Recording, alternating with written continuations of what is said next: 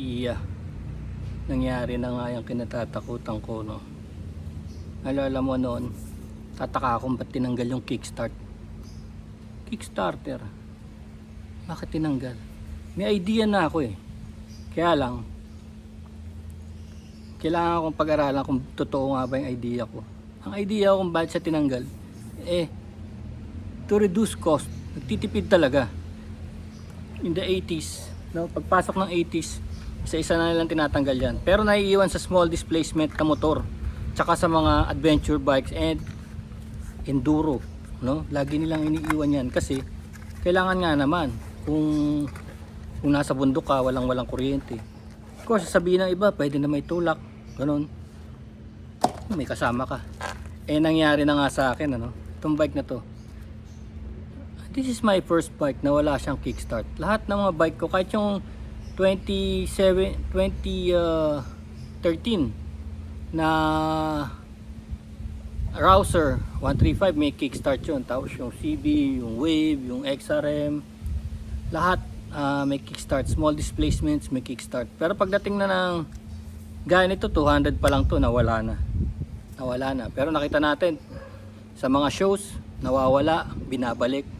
Nawawala, binabalik. Kasi may clamor eh. Sabi nila, may cambio naman yan, pwede itulak. Sino magtutulak kung mag-isa ka na lang? Nangyari na nga sa akin. Ito. Ganito yung battery ko, pero umabot na rin yan ng 2 years plus, no? 2 years plus. Kaya lang matindi pag nasa labas ka nasiraan. Nangyari kasi nung nasa office ako, pauwi na ako, no? So syempre nakarating na ako sa office, dapat may charge na. Pauwi na ako. Dumaan lang ako dyan, 1.2 kilometers away, may binili lang akong parang bombilya dun sa may auto supply, rear light bulb. Pag ano ko, wala na. Pag pindot ko, wala na. Tas tak ganun ang tunog eh, parang relay siya. Tapos makita mo yung battery is parang 2.1, 12.1, pwede pa, di ba? Dapat malakas pa eh, kasi yung kotse ko 11.3 kaya pa eh. Pero ito 12.1 Motolite.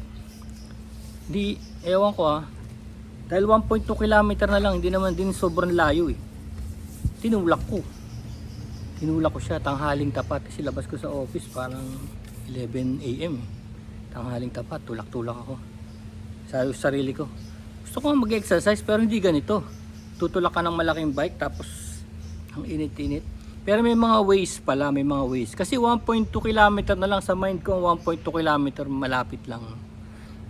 Malapit lang naman talaga. Sakit nga lang sa katawan, no? Tsaka one side kasi. Hindi naman actually ganun eh. One side. Sakit sa tagiliran. Ang gagawin mo dito, pwede kang una-una, tumawag ka sa kaibigan mo para hatakin ka o itulak ka ng paa. Diba? May ganun eh. Nung tutulak yung dito. Tinutulak nila dito eh. Nandiyan yung motor tutulak. O kaya yung iba talaga may rope, tapos yung rope na dito sa manibela, no? Hawak-hawak mo, tatali mo sa manibela, tapos pagka gusto mo nang i-let go, may nangyari sa naghahatak sa iyo, bibitawan mo. Bibitaw 'yun. No? So ngayon, balik tayo, no. Naitulak ko naman, nakarating ako dito. So, ang way nyo naman sa inyo, kung ayaw nyo ng ganon, na hindi naman talaga maganda magtutulak ka na ganon, tumawag kayo ng mga rider, tutulak kayo ng mga rider, bayaran nyo sila, yung parang Grab ganon, tawag kayo. Nakita ko yun sa internet, ginagawa nila yun, tinutulak sila. Or tumawag kayo sa hotline nito, no? Order kayo, medyo mahal, kaya dadalhin sa inyo yung battery. Nakauwi na ako, no? Chinarge ko tong battery. Pwede pa. Na-i-charge ko, tapos siguro nakalimang andar pa ako. Bago ko siya final na decision na bumili na ng bago. No?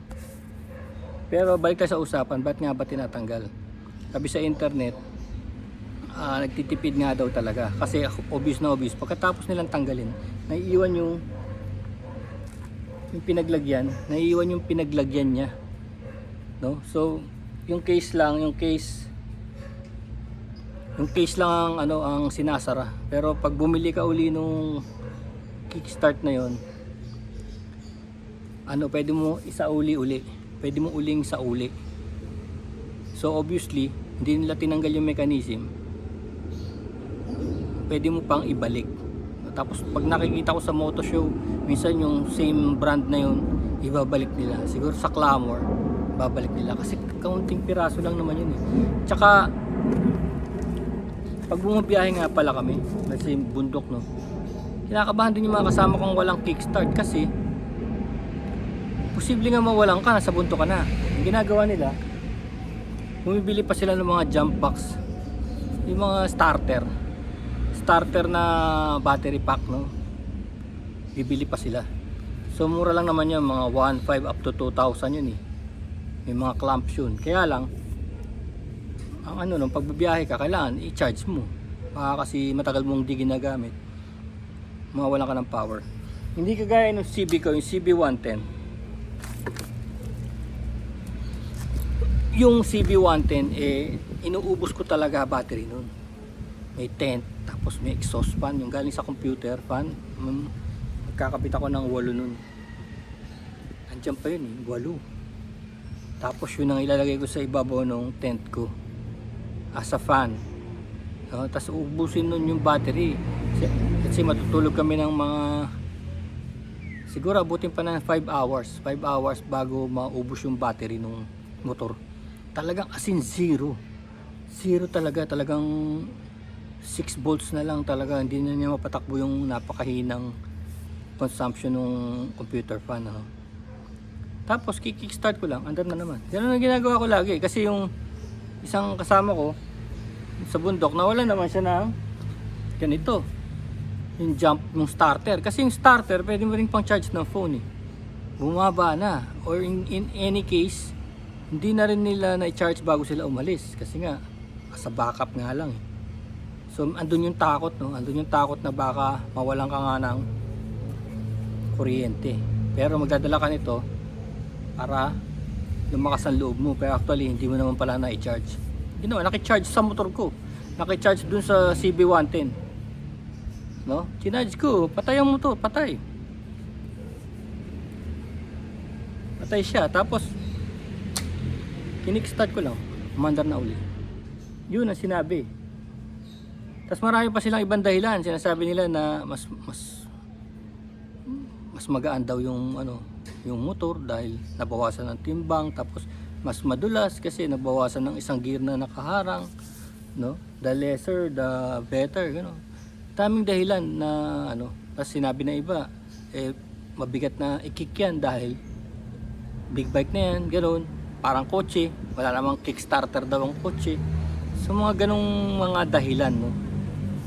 Pero iba pa rin, kagaya nung nangyari sa akin, totoo pala yun. Talagang dadating din ng araw na ma-stranded ka rin dahil sa kickstart. So dumating na yung araw na yun. Pero at least I'm ready. Peace.